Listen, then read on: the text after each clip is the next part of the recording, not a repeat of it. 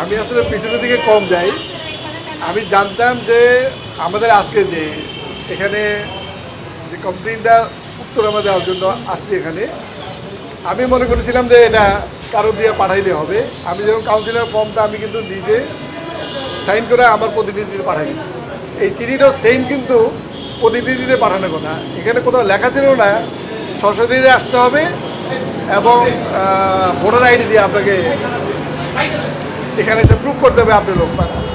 এটা হচ্ছে বিশাল বড় অনিয়ম। কিন্তু আমি বিজ্ঞানিক দিকে বলতেছি ক্রিকেট বোর্ডে এখনই যা হচ্ছে সম্পূর্ণ নিয়মের বাইরে হচ্ছে। এটা আমি দৃঢ় করতে পারি। আমি ক্রিকেট বোর্ডে 2বার ইলেকশন করছি, আমি জানি ক্রিকেট বোর্ডের নাম সম্বন্ধে। বোর্ডে যেটা পাস করে সেটাই ফাইনাল। যাই হোক, আমি এটা সাইন করে আমার প্রতিনিধি পাঠানোর পরে সে আমার মাঝখানে ব্যাক করলো যে আপনার নিজে আসতে হবে। এটা আমি যাকে পাঠাইছিলাম সে আমাকে বললো যে আপনার আসতে হবে এবং ভোটার আইডি নিয়ে আসতে হবে। বাধ্য হয়ে চলে আসলাম, কারণ আমরা ক্রিকেটকে ভালোবাসি। আপনারা জানেন আমরা ক্লাব সংগঠক, ক্লাব নিয়ে আমাদের 30 বছর চলে গেছে। আমি এখানে আসলাম, আমার ধারণা ছিল এখানে নির্বাচন কমিশনার ওনারাই থাকবে, ওনাদের হাতি দিব বা ওনাদের সাথে কথা বলবো, ওনারাই রিসিভ করবে। আমি যে রিসিভ করেছে তাকে আমি চিনি না।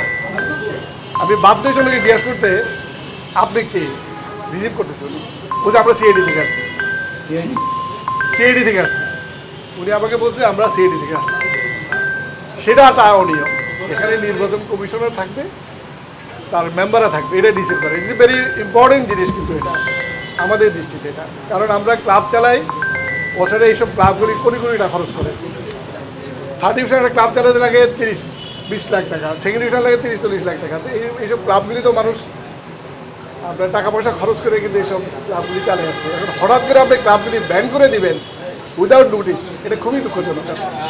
না, আমাদেরকে আজ পর্যন্ত ক্রিকেট বোর্ডও কিছু জানায়নি এবং নির্বাচন কমিশনার ওনাদের দেখার কথা না, তারপর ওদিকটা আমাদেরকে জানায়নি।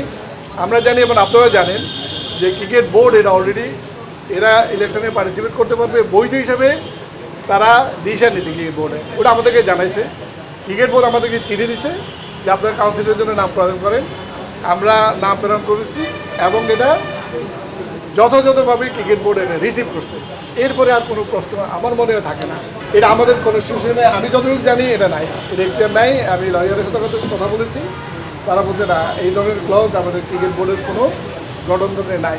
কীভাবে দিয়েছে এরা ওনারাই জানে, ওনারাই বলতে পারে। আমি বললাম তো আমি অনেক আগ্রহ নিয়ে নির্বাচন কমিশনের সাথে কথা বলতে আসছি এবং ওনাদেরকে দু একটা প্রশ্ন আমি করতে চেয়েছিলাম, যার জন্য আমি কিন্তু গত 7 বছর পরে ক্রিকেট বোর্ডে আসছি। আপনারা জানেন যেখানে অনেকাঙ্ক্ষিত ঘটনার কারণে আমাকে জেলে যেতে হয়েছে।